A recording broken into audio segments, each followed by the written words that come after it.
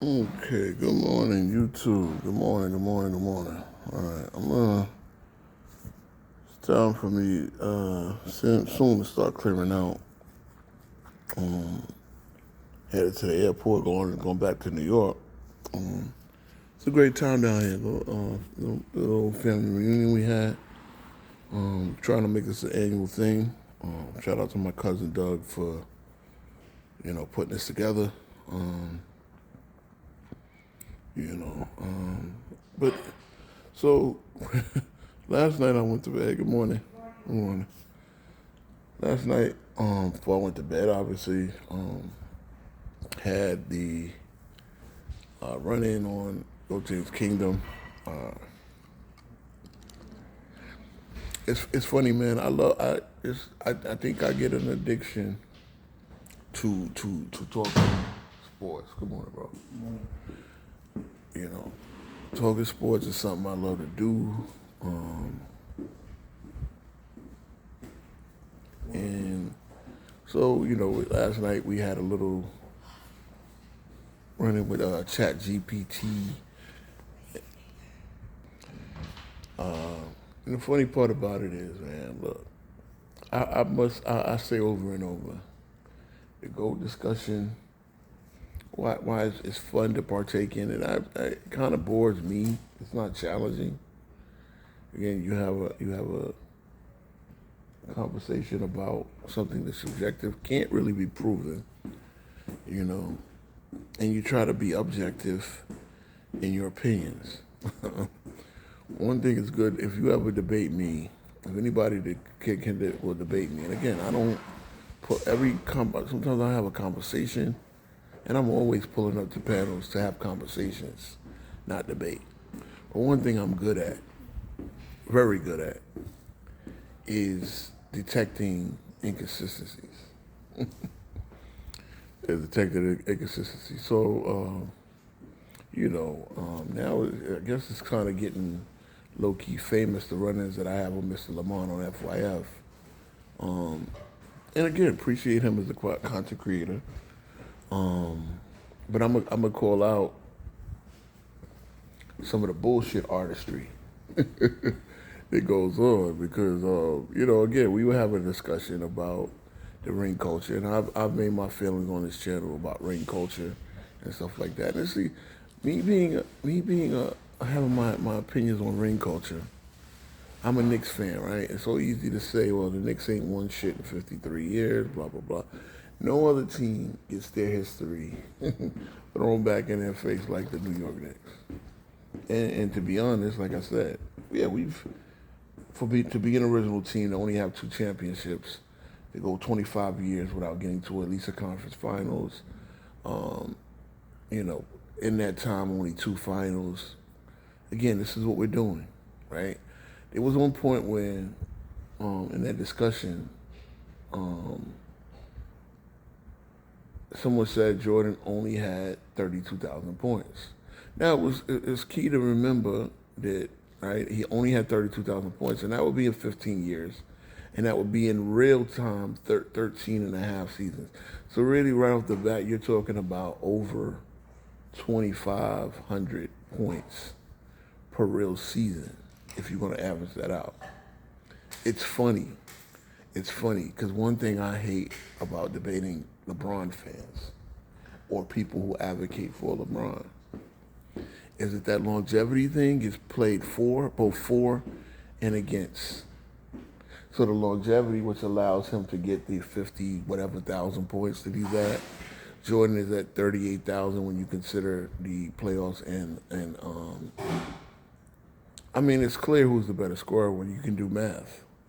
13 and a half real seasons. See, one thing was thrown into the Chat GPT algorithm that I set up, that I wrote, but was put into Lamont's bias one. And again, it's clearly biased, no matter how many times he asks it. Because even his channel co-channel member, Johnny said, "Yeah, that's Lamont talking," and I heard it. I heard it.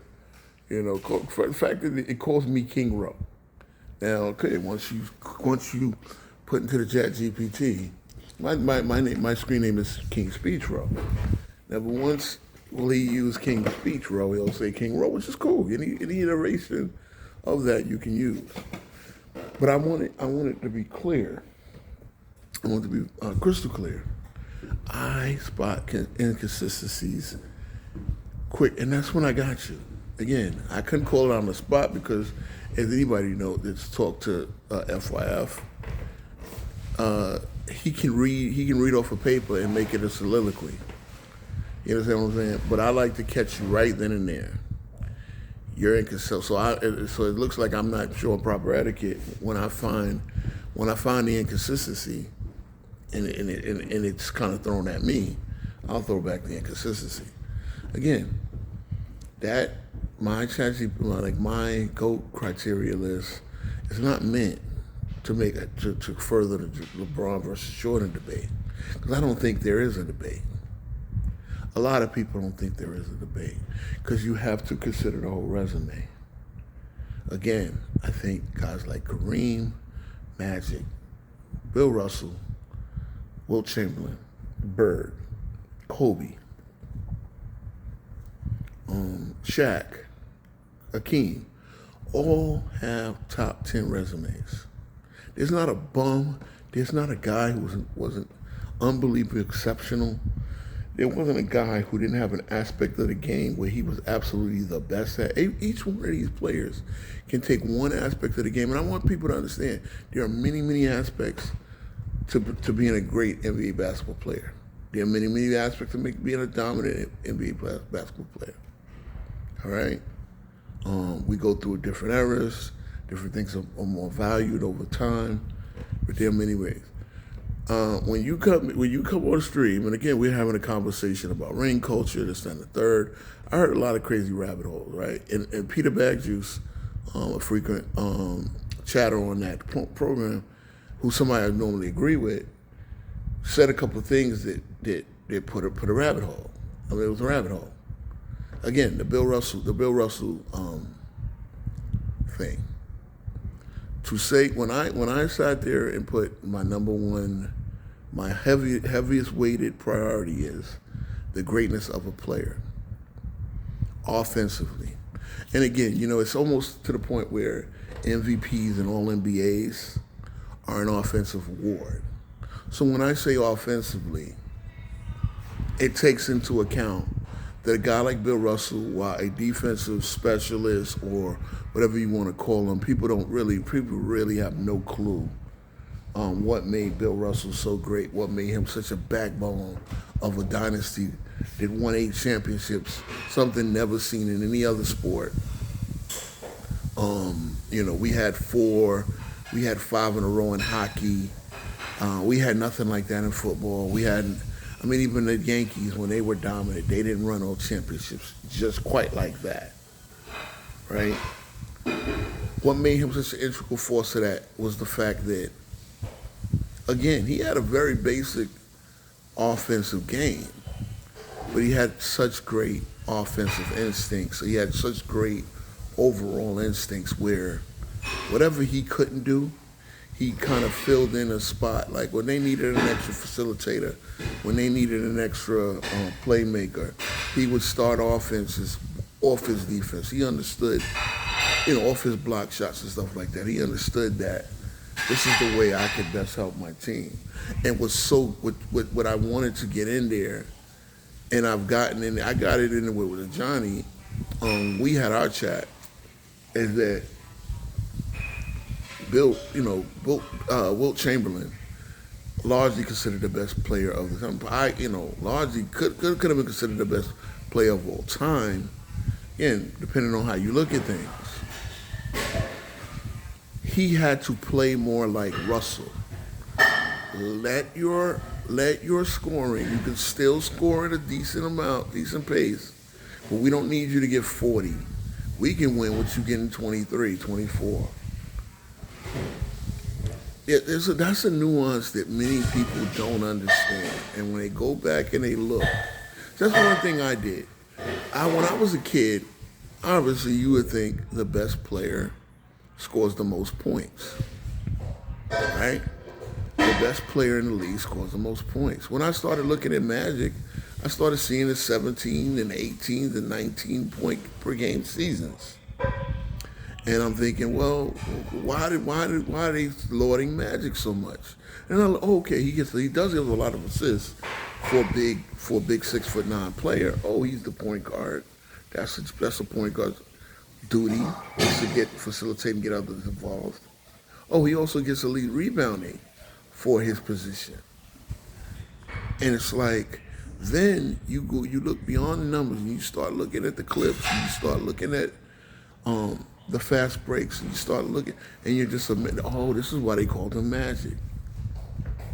Because the best thing he could do was elevate his team. And if you can't understand that nuance, you'll never understand why the Celtics won, why Bill Russell was so great, why he won 5 MVPs, stuff like that. So again, when you show me your screen and you show me that offensively, you're basing that off of dumb, unnuanced, uneducated basketball chatter, which is something I don't partake in. I've understood this when I'm in my 40s now, man. I've understood this long ago. I understood this long ago. I understand in the pantheon of basketball, in the era of basketball, there's more than one way to skin a cat. Bill Russell was a very unique way of skinning that cat. And again, his winningness, I get the idea. Well, Bill Russell wasn't counted on to score 30 points. So yeah, you're right. He was counted on to hold enough of the offensive load. See, think of the Pacers, right? We got a team right now where they're in the finals and nobody on that team scores over 18 points. They're in the finals. They're in Game 7 of the finals, challenging one of the greatest all-time teams. And no one on that team scores over 18 points. They have a balanced attack. That's the Boston Celtics, more or less, of that era. That was the Boston Celtics. And so, again, there are games where Bill Russell got 30-something points.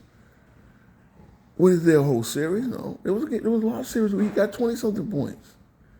It's really crazy because, again, we have to level set our judgments and our expectations in the game of basketball. And again, I'm going to wrap this up because it's about time for me to get headed towards the airport. But we level set our expectations and judge the way we judge things. Scottie Pippen scored 6 points, 30 points in the playoffs, 6 games out of 216. And I'm not saying that to shit on Scottie Pippen. But when the rhetoric is around the Bulls and everything, and mind you, a lot of those games were played without Michael Jordan. So Scottie Pippen was still able to maintain a measure of playoff success and success overall without being a 30-point scorer. Well, there were games where Bill Russell had 30 points, famously. If I venture to look, I think Bill Russell might have had more 30-point games than Scottie Pippen in less playoff games. I might be wrong on that, but the ratio might be similar. And so, yeah. And so, you really have to temper the way you look at basketball. You really do. You really do. Again, when your ChatGPT reads off, Jordan never made a long playoff run without Phil Jackson as his coach. And we all know that, okay, with Doug Collins, I'm gonna look that up again because it could be 3. 3 times where they lost to the Pistons and they finally beat the Pistons when they hired Phil, I believe. I'm not sure. I'm not sure they won in Phil's first year. They probably won in Phil's second year. So that would mean so he made the one in '89 with Doug Collins. And then and again, nothing that I chat about. I don't care what Jordan did, both with Phil and without Phil. I don't run Sure. I don't run 1-9 without Scotty rhetoric. It's stupid. It's stupid because my philosophy, you take all the greatness you can, and now you're charged with winning with it. So the 1-9 without Scotty, well, he made 2 playoff runs, 3 deep playoff runs, where Scotty was not really an all-star. Okay, the one he made in '90 conference finals run, Game 7. Scotty had 2 points in Game 7.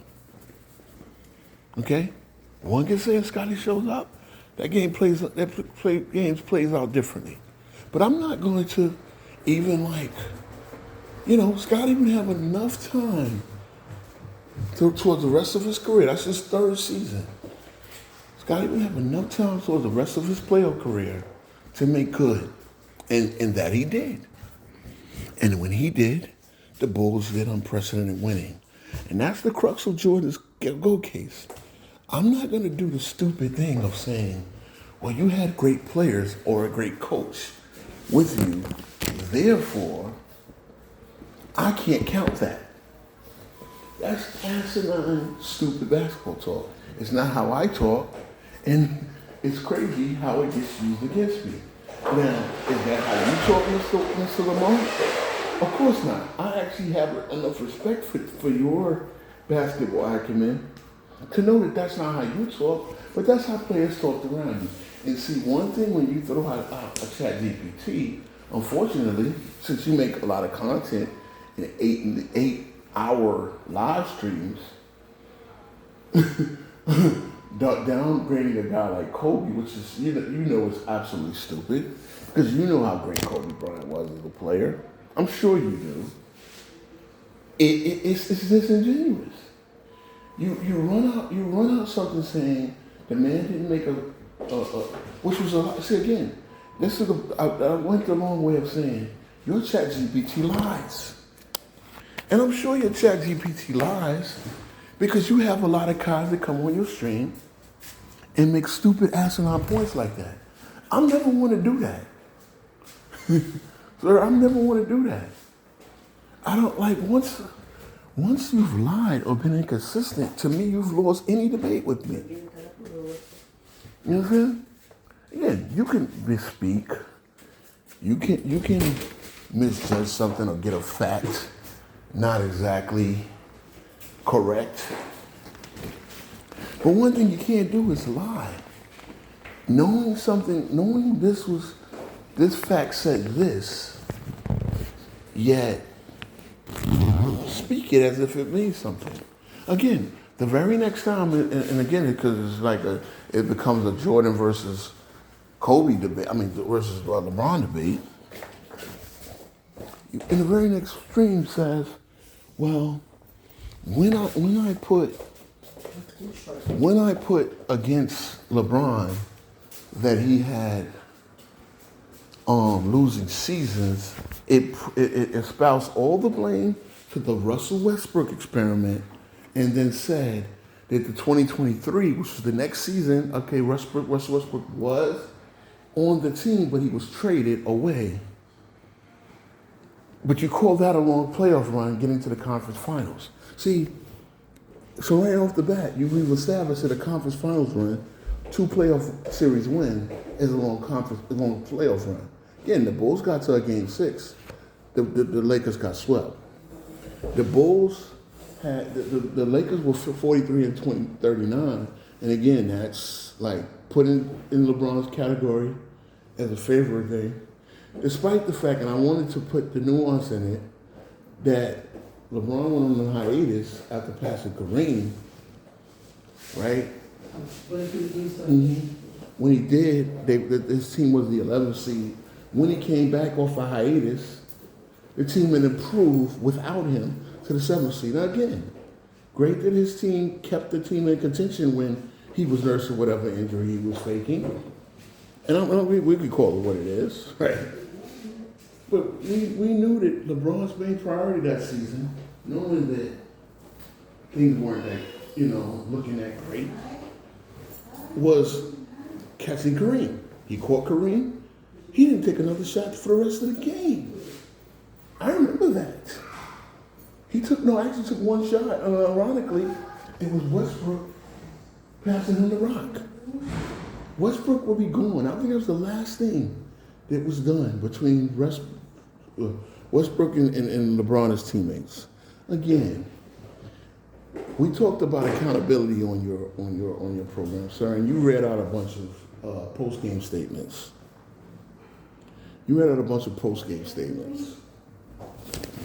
And, again, he accepted responsibility for things in those post-game statements. Yet, your chat GPT, for the sake of it blamed Russell Westbrook for what I dock him for. And see, this is what I mean. This is the crux of my thing. I don't fault LeBron for gathering all-stars. I don't fault LeBron for making a lot of trades. Again, we know he's not the GM. He's not making the phone calls. Look, anybody that watched Moneyball, the movie Moneyball, understands just how GMs work. They got other GMs on speed dial, other GMs, and you're talking just like you would if anybody been in a fantasy league. You start calling guys, and when you want to talk trade, you start having one-on-one conversations. LeBron's not doing that. But what LeBron is doing is demanding. Good morning. What LeBron is doing is demanding the team gets better. Demanding, And so when things don't work out, of course, LeBron is not culpable because he's not the guy that made the trade. But he is the guy that demanded change. Just one of the themes that, because again, I do understand, I have to keep it fair because I've watched LeBron's entire career. I watched Kobe's entire career. And those are the two greatest players who I can say I saw their entire career. Those are the two players. But with that, I get all the narratives. I get more narratives than I got about Jordan. Here's the problem. When Jordan got his Scottie Pippen, when Jordan got an all-star, consistent all-star teammate, there was no need for the narratives. Hey, Baba. And being that my son just woke up and said hello to Daddy, I'm going to wrap this up real quick. But there was no need. Once he got Scottie, there was no need for 7 other all-stars. And that's the main difference, sir. That's the main difference. There were no narratives. The part of Jordan's career that I got to witness, there were no narratives. There were no, we need this, and how can we improve the Bulls? You telling me the Bulls made the most player moves for the 90s was bullshit. See, I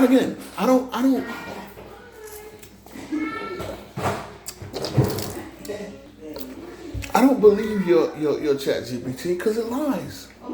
Once you've lied, you've lost a debate. You've lost any discussion with me.